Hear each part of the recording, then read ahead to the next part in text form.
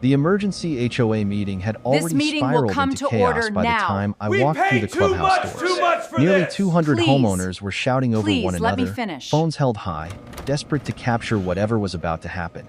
Then I stepped inside, and the entire room slowly fell silent. The woman who had spent months Just let me threatening to finish. fine me for trespassing on what she claimed was HOA property pointed straight at me, her face flushed with panic. But it wasn't me she feared. It was what I was carrying. In one hand was a stack of decades-old documents. In the other was a court order bearing a judge's signature. The sheriff's deputy standing near the entrance didn't try to stop me, and he simply watched as I walked to the front of the room and laid the papers on the board's polished table. Within seconds, the atmosphere changed. The shouting stopped. Conversations died mid-sentence. Hundreds of eyes locked onto the documents, and for the first time that night, the HOA board had absolutely nothing to say. No one in that room imagined that an entire luxury neighborhood worth hundreds of millions of dollars could be sitting on a secret buried for more than 60 years. Even fewer believed that everything could begin to unravel because of one impossible detail: the signature of a man who had already been dead for 3 years. What was hidden inside those documents? Why did the board members suddenly look as if they had seen a ghost? And how could a single discovery threaten the developer, the HOA, the banks, and everyone who thought this story had been buried forever? The answer wasn't revealed with an argument. It began the moment the very first page was unfolded. Number 2. Boykarn Yunvut. 8 months before that emergency meeting, Silver Ridge was nothing more than a distant construction site beyond the eastern ridge of my family's farm. My name is Daniel Mercer. I was 43 years old, lived alone in a weathered farmhouse outside a fast-growing county in Tennessee, and made my living repairing tractors, irrigation pumps, and harvesting equipment for local farmers. I was not wealthy, politically connected, or interested in fighting anyone. Most days, I wanted nothing more than to finish my work before sunset, heat up dinner, and sit on the back porch where I could still see the fields my grandfather had worked for most of his life. The farm had been in my family since the 1960s. My grandfather, Walter Mercer, had purchased it when the surrounding area was still mostly pasture, timber, and narrow county roads. Over the decades, he cleared fields, dug irrigation trenches, repaired fences by hand, and planted the long row of oak trees that separated the farmhouse from the northern pasture. He turned down developers more than once. To them, the property was acreage waiting to be divided. To our family, it was a record of everything we had survived. My mother had grown up there. My uncles had learned to drive on the gravel farm road. Every dent in the barn doors and every worn board on the porch carried a memory. When my grandfather died, the land was divided carefully through his estate plan. I received the farmhouse and 312 acres. Another 300 acres remained inside a family trust until my last surviving aunt passed away. The trust documents were clear. No one could sell, mortgage, or transfer that land without the approval of the designated beneficiaries and trustee. I kept copies of everything in an old metal cabinet in my home office. For years, those papers seemed like something I would never need. Then Silver Ridge arrived. The developer promoted it as a luxury residential community with private streets, walking trails, a clubhouse, a swimming pool, and scenic views of untouched farmland. Construction crews came and went beyond the ridge, but thick trees blocked most of my view. I assumed the development stayed on the neighboring parcel. County growth had become normal, and I had no reason to believe anyone would risk building across a recorded property line. I also had no reason to study the HOA. I was not a member. My farmhouse was not inside the subdivision. I had never signed a covenant, paid dues, or agreed to follow architectural rules. Silver Ridge was someone else's neighborhood, and I preferred to keep it that way. That changed when I found a certified letter in my mailbox. The HOA claimed my tractor shed, wire fencing, and equipment trailer violated Silver Ridge appearance standards. The notice demanded an immediate cleanup and included an $1,800 fine. At first, I thought it was an administrative mistake. I sent a short written response, explaining that my property was outside the subdivision and was not subject to HOA authority. 2 weeks later, a second notice arrived. The fine had doubled. The letter warned that continued non-compliance could result in collection action, legal fees, and a lien against my property. It also referred to part of my farm as an HOA-controlled buffer zone. That phrase stayed with me. A buffer zone was not something an association could create by mailing a notice. It required land rights, recorded restrictions, or an easement. I pulled my deed from the metal cabinet and spread it across the kitchen table. The legal description matched the boundary I had known since childhood. Nothing in it mentioned Silver Ridge, shared control, architectural restrictions, or community property. The next morning, I drove to the eastern pasture to inspect the old iron marker near the creek. It was gone. In its place stood a new wooden privacy fence running deep into my family's land. Beyond it, rooftops rose from the field where my grandfather had once planted soybeans. That was the moment I understood the fines were not a mistake. The HOA was not trying to regulate land beside my farm. It was trying to convince me that part of my farm no longer belonged to me. Before this story goes any further, consider what you would do if an HOA suddenly claimed authority over property your family had owned for generations. Share your thoughts, because the next thing I found showed that the fence was only the smallest part of what had been taken. Number 3. Sakochin. I followed the new fence line for nearly half a mile before I understood how much land Silver Ridge had absorbed. The fence did not stop near the edge of my pasture. It curved around the creek, crossed an old access road, and continued toward the ridge. On the other side stood finished homes with landscaped yards, stone mailboxes, and freshly paved streets. A playground occupied the place where my family once stored hay. The community swimming pool sat less than 200 yards from the irrigation pond my grandfather had dug by hand. The development had not crossed my property line by a few feet. It had swallowed an entire section of the farm.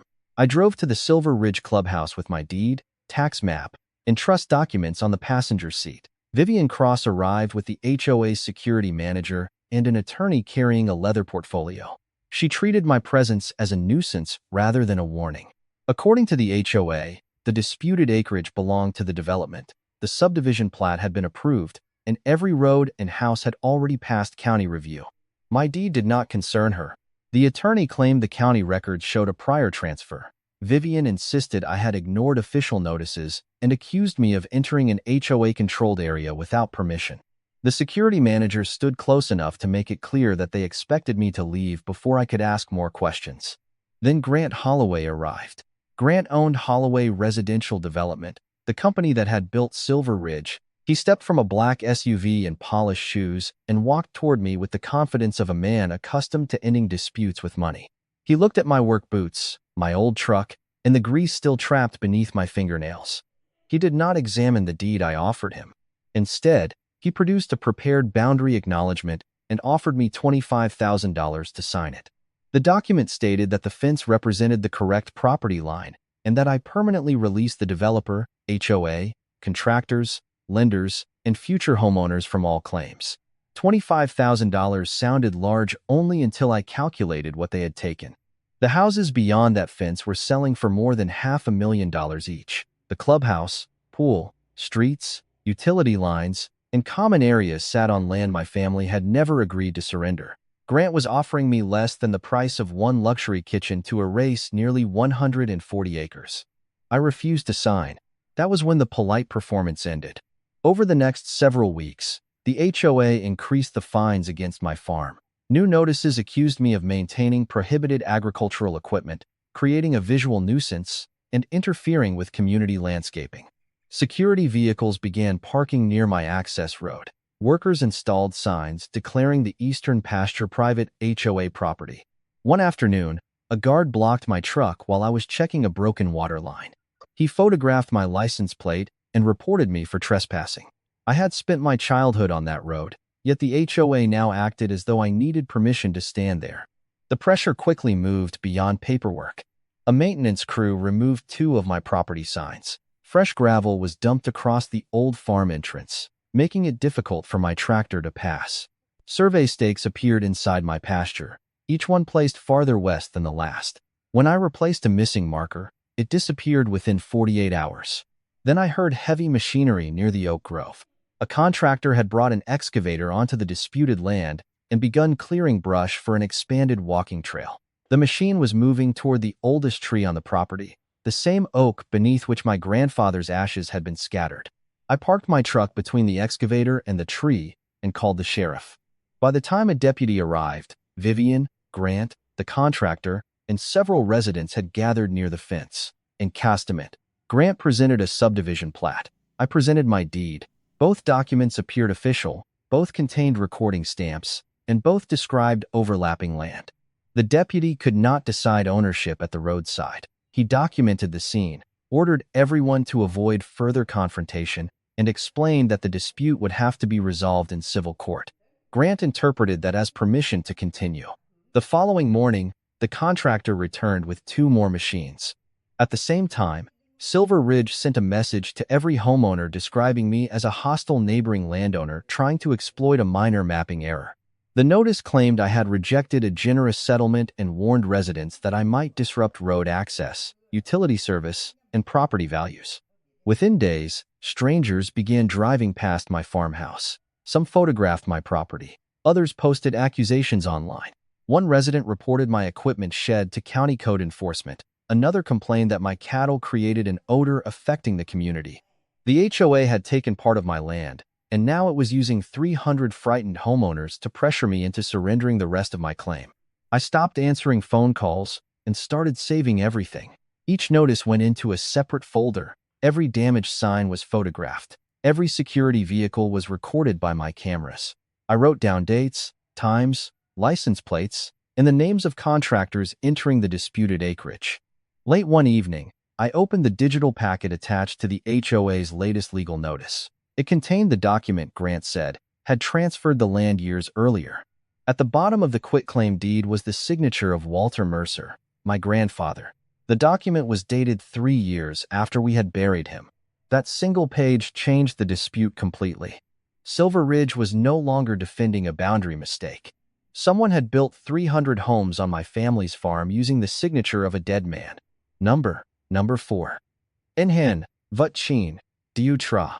I did not confront Grant, Vivian, or the HOA after finding my grandfather's signature.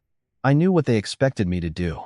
They wanted anger, threats, or one careless mistake they could use to portray me as unstable. So I gave them nothing. I stopped arguing at the fence. I stopped responding to phone calls. From that point forward, every communication went through email or certified mail. The first thing I did was print the quitclaim deed and place it beside my grandfather's death certificate. The dates were impossible to explain away. Walter Mercer had died on the 11th of March 2010. The document transferring 140 acres to Ridge Agricultural Holdings was supposedly signed on the 8th of September 2013. The deed carried a notary seal, a handwritten legal description, and a county recording stamp. On its face, it looked official enough to fool a buyer who never examined the history behind it. But a recording stamp did not make a false deed legitimate. It only proved that someone had submitted it. I created a timeline covering every event I could verify. I added the date of my grandfather's death, the creation of the family trust, the alleged transfer, the formation of Ridge Agricultural Holdings, the sale to Holloway Residential Development, the approval of the subdivision plat, and the first day construction began. Then I began collecting proof. I downloaded every HOA notice and saved each file in multiple locations. I photographed every sign, survey stake, vehicle, machine, and contractor that entered the disputed acreage. I installed additional cameras near the eastern pasture, the creek crossing, and the old access road. Each camera recorded a timestamp and uploaded footage to cloud storage before anyone could remove the device. Within a week, one of those cameras captured an HOA maintenance truck stopping beside a survey marker. 2 employees stepped out, pulled the stake from the ground, carried it several yards west, and hammered it back into the soil. They did not know the camera was mounted inside an abandoned bluebird box overlooking the field. Another recording showed a security employee removing one of my property notices. A third showed a contractor driving around the barricade I had placed near the oak grove. I did not publish the videos. I labeled each recording, made backup copies, and added it to the timeline.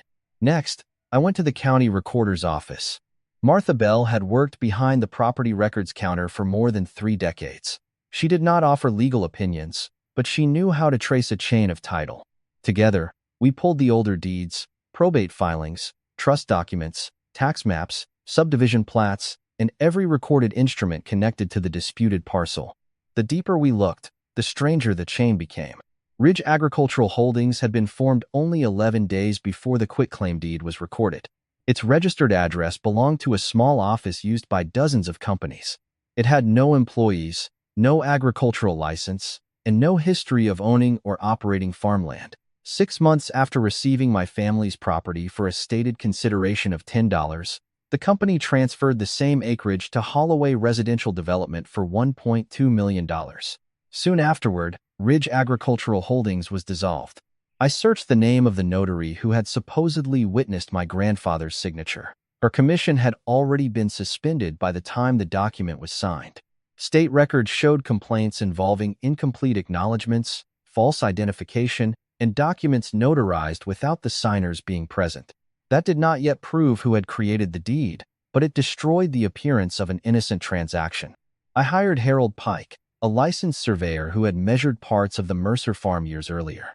Harold refused to rely only on the newer subdivision map. He examined historical plats, field notes, creek measurements, old fence references, and the original iron monuments buried along the boundary. For 3 days, his crew moved through the pasture with GPS equipment and metal detectors. Their final survey placed the true line far east of the fence erected by Silver Ridge. According to Harold's measurements, the development occupied 139.7 acres of Mercer land. The clubhouse, swimming pool, sections of 2 private roads, underground utility lines, and a large number of residential lots all crossed the recorded boundary. The fence had not been misplaced by accident. It followed the false deed almost perfectly. With the survey complete, I met Rebecca Sloan, a real estate attorney known for handling title disputes and land fraud. She warned me that proving the deed invalid would be only one part of the case. Hundreds of homeowners had purchased houses in good faith. Banks held mortgages, title insurance companies had issued policies. Contractors, utility providers, and local agencies had relied on documents that appeared valid. The number of innocent parties made the situation complicated. It did not make the theft legal. Rebecca instructed me not to communicate directly with the HOA board. She sent preservation letters to Holloway Residential Development, Silver Ridge, HOA, the title company, the closing attorneys, the survey firm, and the county departments that had reviewed the project. The letters ordered them to preserve emails, financial records, draft deeds, permit applications, internal warnings, and every version of the subdivision plat. The responses revealed the first cracks. The developer's attorney insisted the company had relied on a professional title search. The title insurer claimed its policy covered individual homeowners, but refused to explain why the dead man's signature had not been flagged. The HOA denied knowing about any dispute before sending fines to my farmhouse. Then a former accountant from Holloway Residential contacted Rebecca. He had kept copies of internal emails after leaving the company. One message, sent before construction began, warned Grant that the quitclaim deed contained serious execution defects. Another noted that the named grantor appeared to be deceased. A third recommended delaying the project until the family trust could be contacted. Grant had rejected the recommendation. His response argued that once roads, utilities, and houses were built, no court would realistically undo the development. The company would create enough financial and political pressure to force the true owner into accepting a settlement. The final email was even worse. It showed that Vivian had been informed of a possible boundary defect before the HOA took control of Silver Ridge. Instead of notifying residents, she had negotiated a payment from the developer for clubhouse upgrades and agreed that the board would handle any future complaints as routine covenant violations. The fines against me had never been about the appearance of my tractor shed. They were part of a strategy to make me acknowledge HOA authority before I discovered what had happened. By then, Rebecca had enough to prepare a quiet title action, a fraud claim, a request for an injunction, and a demand to freeze the developer's assets. But one question remained. If the court confirmed that the deed was void, what would happen to the 300 families living on land that still legally belonged to me? Number 5. Ku Lutfap Lee. Rebecca filed the lawsuit in County Chancery Court before Holloway Residential could move money into another company. The complaint asked the judge to cancel the fraudulent quitclaim deed, confirm my family's ownership through a quiet title action, stop all further construction on the disputed acreage, and hold the developer responsible for trespass, fraud, and unjust enrichment. It also named the HOA, the title insurer, and the law firm that had certified the property records before the first house was sold. Grant responded exactly as Rebecca expected. His attorneys argued that too much time had passed, that my family had abandoned the land, and that the completed development made my ownership claim unreasonable. They described the forged deed as a harmless recording defect and insisted that the county's approval of the subdivision had settled the issue years earlier. But county approval did not create ownership. It approved roads, drainage plans, utilities, and construction permits based on documents submitted by the developer. The county had never guaranteed that Grant owned the land beneath the project. At the preliminary hearing, Rebecca placed my grandfather's death certificate beside the quitclaim deed. She then presented the family trust, probate records, the original deed, Herald survey, the notary's disciplinary file, and the internal email showing that Grant had been warned before construction began. The dates alone destroyed the developer's explanation. My grandfather could not have transferred property 3 years after his death. No executor had signed on behalf of his estate. No trustee had approved a sale. No beneficiary had received notice or payment. Even the legal description attached to the deed was incomplete, missing the final page that defined the eastern boundary. The judge ruled that the quitclaim deed was likely void from the beginning, that Mint Ridge Agricultural Holdings had never owned the 139.7 acres. Because the shell company had owned nothing, it could transfer nothing to Holloway Residential. Every later deed based on that transaction carried the same defect, no matter how many stamps, signatures, mortgages, or title policies had been added afterward. For the first time, Grant looked less like a powerful developer and more like a man trapped inside his own paperwork. His lawyers warned the court that invalidating the deed could place 300 families at risk. Mortgage lenders might freeze accounts. Homeowners could lose the ability to refinance or sell. Roads and utilities would technically cross land owned by someone outside the HOA. Rebecca made it clear that I had no intention of evicting innocent families or demanding that homes be demolished. The people living in Silver Ridge had bought their houses in good faith. Most of them had never heard my name until Vivian sent the message calling me a hostile neighbor. They had trusted closing attorneys, lenders, title companies, and public records.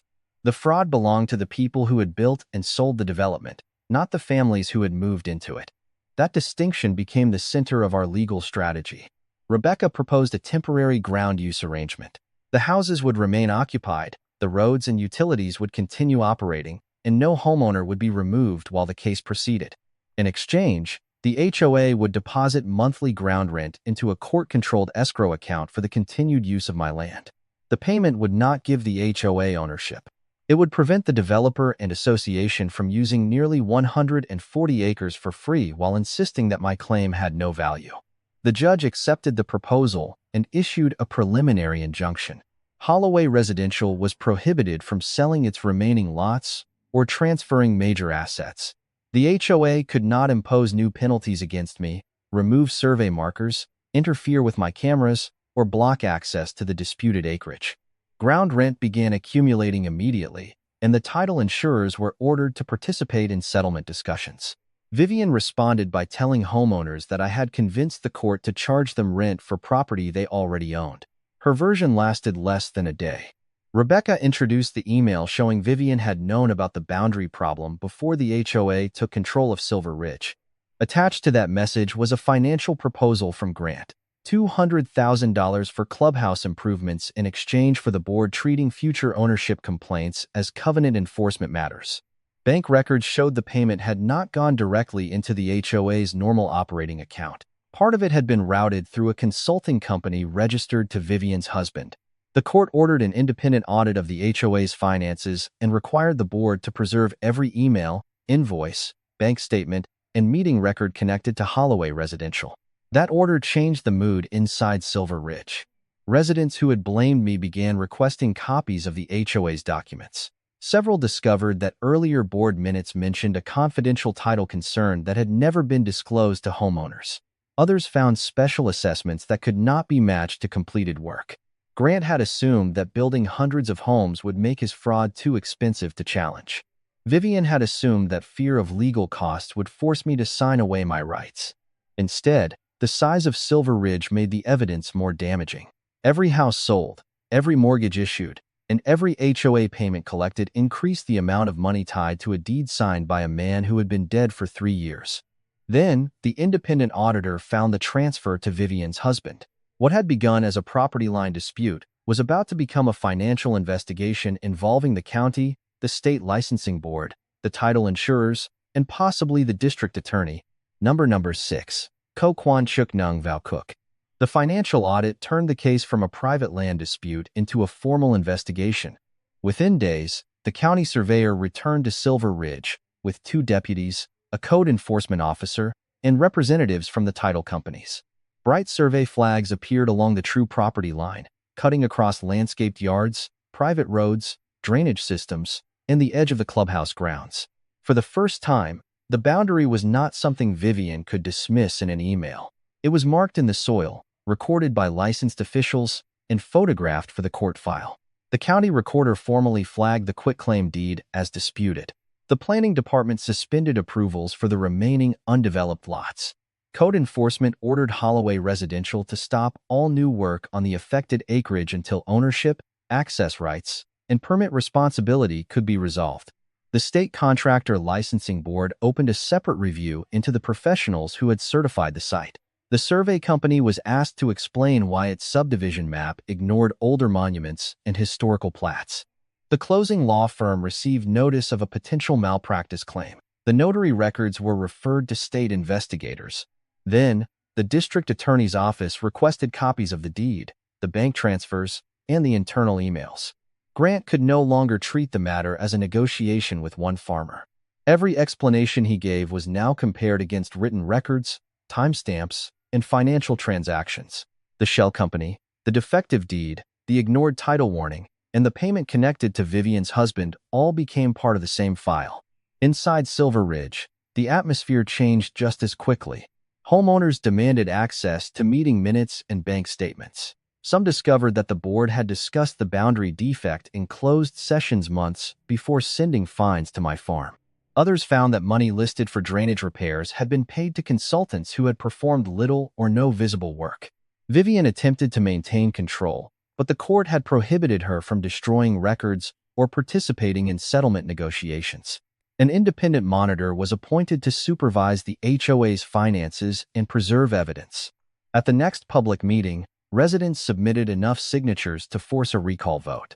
Vivian was removed by an overwhelming margin. The new board immediately canceled the fines against my property, reopened the farm access road, and agreed to cooperate with the court. Several homeowners sent written apologies after learning that the HOA had used them to apply pressure against me. I did not blame them. They had been told that I wanted to seize their houses and destroy their community. Most had no idea that the developer had built beneath a clouded title or that their board had known about the risk. The court's next order protected those families while tightening pressure on the people responsible. The HOA was required to deposit the temporary ground rent into escrow each month. Title insurers were ordered to create a claims fund.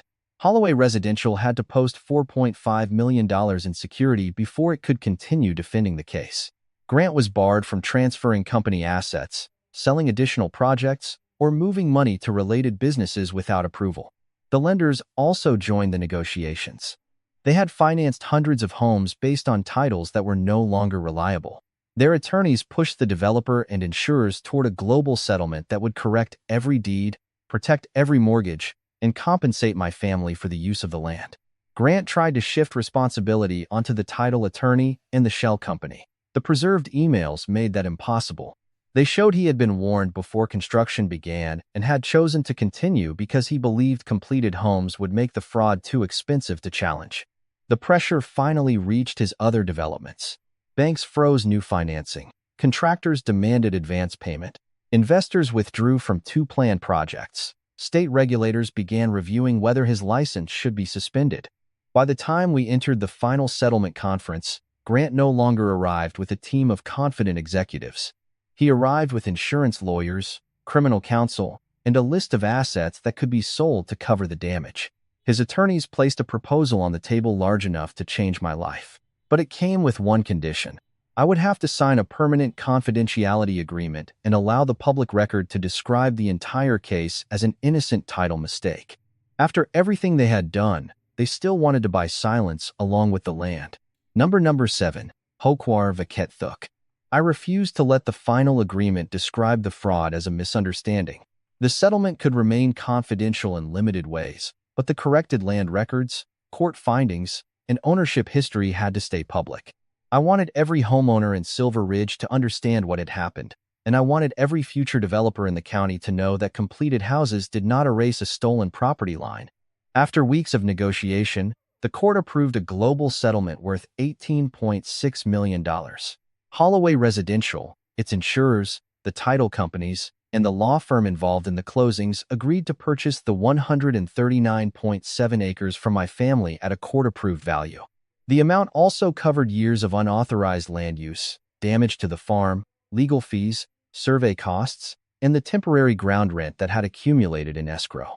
The homeowners kept their houses, their deeds were corrected, their mortgages remained valid, and the title insurers absorbed most of the cost that might otherwise have fallen on the community. The new HOA board canceled every fine issued against my property and removed the signs that had declared my farm part of Silver Ridge. Grant Holloway lost control of his company. Two of his future projects were suspended, his lenders withdrew, and the state opened proceedings that threatened his developer license. The closing law firm faced a malpractice claim. The survey company lost several county contracts. The people connected to the false deed remained under criminal investigation. Vivian was permanently removed from the HOA board. The consulting payments linked to her husband were repaid, and she was barred from handling association funds. At the final public meeting, she sat in the back of the room while the new board disclosed the email she had tried to hide. No one shouted at me that night. Several residents apologized. One family thanked me for refusing to punish the homeowners for something the developer had done. Another admitted they had believed every accusation the HOA sent about me. I used part of the settlement to repair the farmhouse, rebuild the eastern fence on the true boundary, and restore the oak grove the contractor had nearly destroyed. The remaining Mercer land was placed under a conservation easement so it could never be quietly divided through another shell company. I also paid for an independent title review for several elderly landowners nearby. By then, I understood how easily people trusted a polished office, a recording stamp, or a developer's promise. Those things looked powerful until someone checked the dates, the signatures, and the original deed. I never sold the homeowners' houses. I sold the land beneath them to the people who had profited from using it without permission, and I made sure the innocent families were protected when the truth finally came out. Vivian once believed the HOA could defeat me because it had more money, more lawyers, and more people willing to repeat the same lie. But property rights are not decided by who controls the loudest meeting. They are decided by evidence.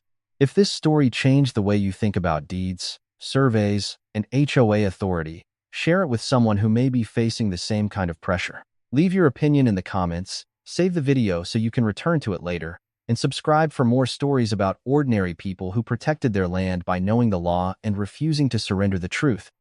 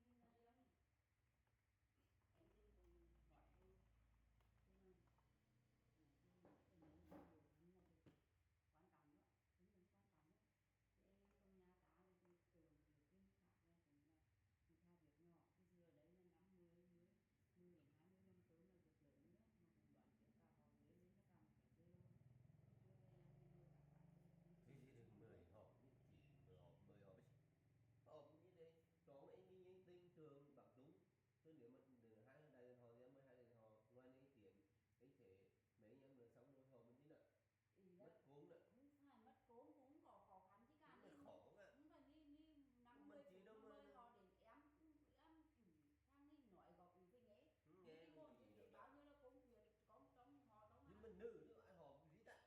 Nữ cũng họp mà Họp nam nó là họp công chuyện là phải họp chứ. chắc nó cười con to mình mà chục mâm mấy trăm mâm người ta mới họp. Mình cứ hai mâm cơm Hai đi ba họp như mâm thế cơm, đi. hai chục mâm cơm mà mình là hai ba mâm cơm. Thế sao chứ mời bác to thì bác nhỏ mời họp cái gì, mời bác không mời có họp cái gì. Thì cài cái mình cài cũng được.